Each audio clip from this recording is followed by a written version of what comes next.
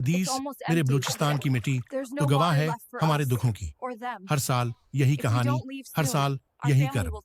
जमाल खां, एक नाम जो हजारों की दास्तान है। बलूचिस्तान के खशक पहाड़ों और प्यासी जमीनों का बासी, जहां जिंदगी पानी के चंद कतरों की मोहताज है। वो जमाल जो अपने गायों का मान था, आज खाना बदूश था। कबीले के साथ खानदान और रिश्तों के बोझ तले उसका दिल डूब रहा था। न पानी था, न जानवरों के लिए चारा। जिंदगी की रमक बाकी न थी। मजबूरी की चादर ओढ़े वो सिंध की जरखीज जमीनों की उम्मीद लिए निकल पड़ा था। ऊंचे नीचे रास्ते, थके हारे कदम और उम्मीद की एक नन्ही सी करण। उसके बच्चे, उसकी शरीके हयात, उसके बूढ़े माँ बाप, सब इस सफर के हमराह थे।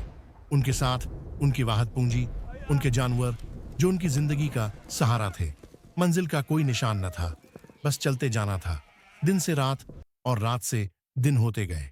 एक शाम जब सूरज सरखी बिखेरता हुआ पहाड़ों के पीछे छिप रहा था, वो एक ऐसी जगह आ पहुंचे जहां एक तरफ बुलंदो बाला पहाड़ थे और दूसरी जानिब गहरा नाला।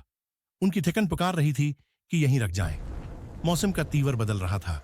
आसमान पर काले बादल छा गए। गरज चमक ने माहौल को खौफनाक बना दिया।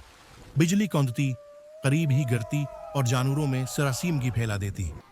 वो हुनहनाते रीवट से भागने लगते। जमाल का दिल हलक में आ गया था। इसी अफरातफरी में उसकी बूढ़ी माँ, जो एक खचर रीढ़ी में बैठी थी, तवाजुन खो बैठी और रीढ़ी नाले की जानिब लढ़कने लगी। एक लम्हे में सब कुछ बदल गया। आसमान फट पड़ा, बादल फटे और काली घटाएं बरस पड़े।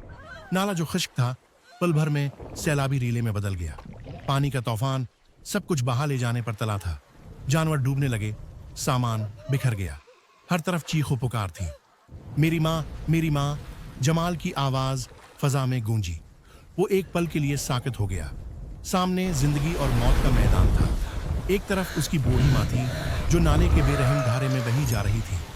दूसरी तरफ उसकी बीवी, उसके मासूम बच्चे जो डर से सहमे हुए थे, और चारों तरफ बिखरता हुआ सामान और डूबते हुए जानवर। किसको बचाता, संभालता? ये कैसा इम्तिहान था या अल्लाह। एक बाप, एक बेटा, एक शौहर, एक चरवाहा। जमाल का दिल टुकड़े टुकड़े हो रहा था। हाथ बढ़ाता तो किस तरफ, माँ को बचाए या बच्चों को थामे, सामान को देखे या जानवरों की जान बचाए। जिंदगी का ये कैसा दुराहा था जहां हर रास्ता दर्द की गहराइयों में ले जा रहा था। ये जमाल की कहानी है जो आज भी बलूचिस्तान के हर खाना बदूश के दिल में जिंदा है। दर्द की ये दास्तान न जाने कब तक लिखी जाती रहेगी। मशीन जारी। और शेयर करें और अपनी राय कमेंट्स में जरूर दें। शुक्रिया।